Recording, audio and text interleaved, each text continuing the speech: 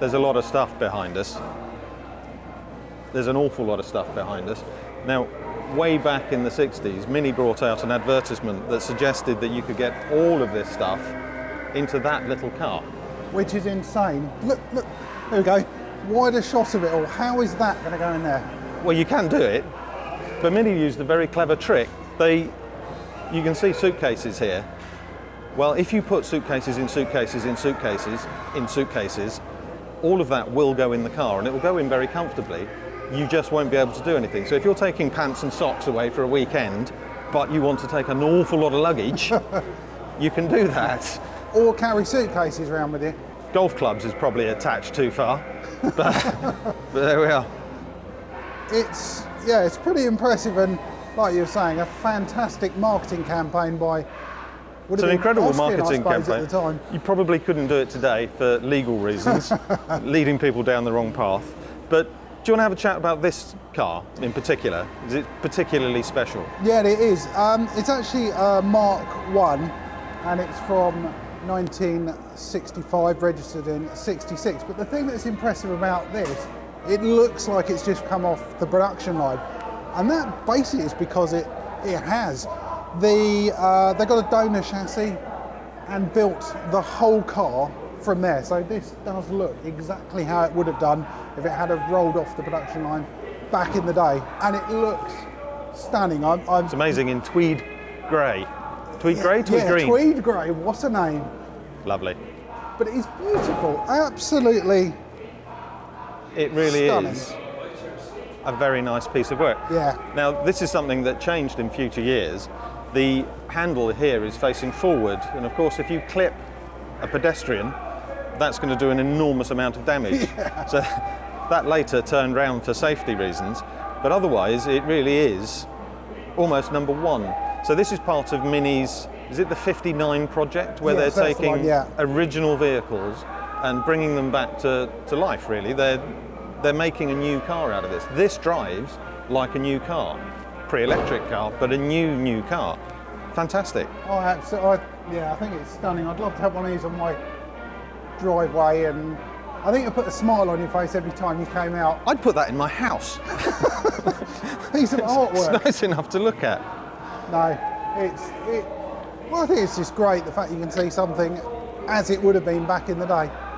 Yeah, absolutely. I think we need to have a look around some of the other Minis that we've got over the years. We can talk about some of the history and what's gone on and ultimate evolution of this. Oh, yeah, very, I've just very noted open. sliding windows that I haven't seen in years. Oh no, they got rid of those, but they decided Wind people them up. wanted to be more comfortable and they wanted wind down windows.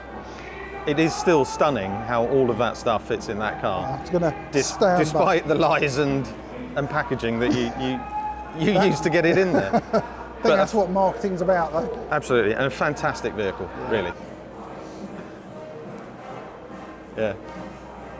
I bet we wouldn't be allowed to open stuff. This has got, look, Izigonus number plate, yeah. but it's stuck onto a real number plate. Yeah, that was the thing that flops down, so you can open it Yeah, and drive it open, and this number plate pivots, yeah. so you can still. But then Put they found stuff in all the it. fumes would go in there and then And go kill into the people. cockpit, which is pretty. It is a properly sorted little car, this. Yeah. But all the ignition coils and everything were here, which meant they're really unreliable. Yeah, they get wet, or used to. Yeah. But yeah, that's super sorted. What attention to detail. I'm still not sure if all that would fit in there. No, it would, definitely. With people? We should take a picture of that. Yeah. Not with people. How many? They've got 1, 2, 3, 4, 5, 6, 7 people in that picture. Yeah, that ain't going to happen. But all of that stuff will fit in the Mini. Well, that is. Dolly might be a bit squashed. Snap. You have to really jump on things like Take that. the head off to push it in. They've got them. I don't know which ones they were. These little things. Some The of the small rationed cases. ones. Some of them they were designed to go under the passenger and driver seat Right. in the back, just to give you a bit more extra room, which I think is quite. My other half grew up with these. Her father only got rid of it when the kids got too big. Oh, really? She's old now, but yeah. Older. But he'd taken one and completely tuned it. Done the suspension, done the engine, done the gearbox, all of it. And it was a real tear to lose it. But, you know, families, children, shudder. Yeah, get in the way. Yeah. No, Cool. I'm pretty certain we'll get a lot out of that. what a genius, though, the person who came up with that That marketing marketing campaign. is brilliant. Just, Excellent.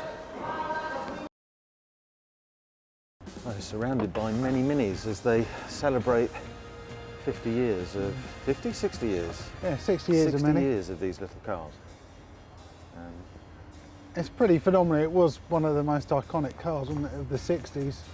I think it was. I mean, you know, I own two now. They're not like this, but they started with the idea of having a small car, and now, unfortunately, it's a bit of a massive car. Yeah, they've grown considerably bigger over the years. It's all to do with the fuel crisis and coming out with this small car to be as efficient as possible.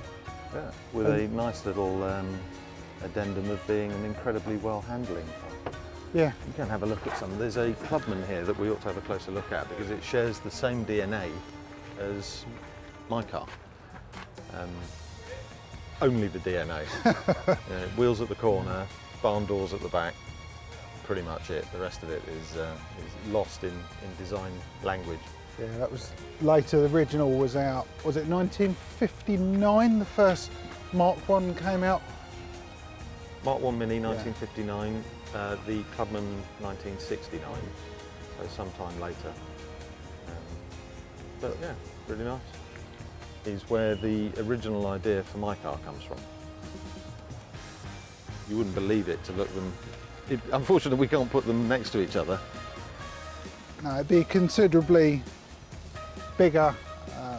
The styling on this, I think, is amazing, really. You don't get anything like this nowadays. I can understand why it's so iconic over the years. Although the wood, I'm not sure in a modern car would. No, and unfortunately it does rot over time. But you can buy the whole kits to do it, and clearly it's not a cheap job. But yeah, great little car.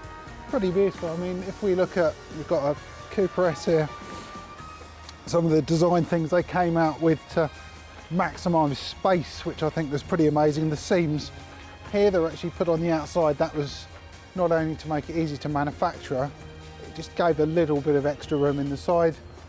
Door handles as well, they're facing the opposite direction. They moved them in later years because obviously if you're a pedestrian walking along, you get stabbed in the side by the leg. Now the wheels on these, they're 10 inch. They were designed by Dunlop.